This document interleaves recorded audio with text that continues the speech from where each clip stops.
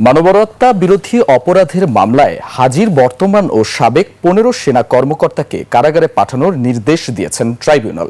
একই সঙ্গে পলাতক শেখ হাসিনা সহ বাকিদের হাজিরে পত্রিকায় বিজ্ঞপ্তি প্রকাশের নির্দেশ দেওয়া হয়।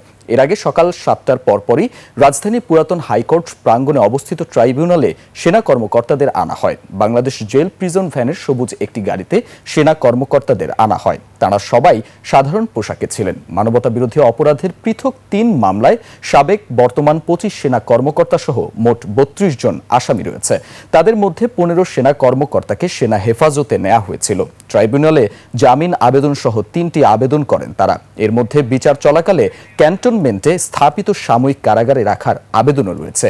আওয়ামী লীগ শাসনামলে গুম, অপহরণ করে আটক এবং নির্যাতনের ঘটনায় মানবতা বিরোধী অপরাধের ২ মামলার আনুষ্ঠানিক অভিযোগ আমলে নিয়ে গত ৮ অক্টোবর ক্ষমতাচ্যুত প্রধানমন্ত্রী শেখ হাসিনা সহ আসামিদের বিরুদ্ধে গ্রেপ্তারি পরোয়ানা জারি করেন আন্তর্জাতিক অপরাধ ট্রাইব্যুনাল ১। এর মধ্যে ২৫ জন সেনাবাহিনীর সাবেক ও বর্তমান কর্মকর্তা, তাদের মধ্যে কর্মরত ১৫ জনকে নিজেদের হেফাজতে নেয়ার কথা জানায় সেনাবাহিনী।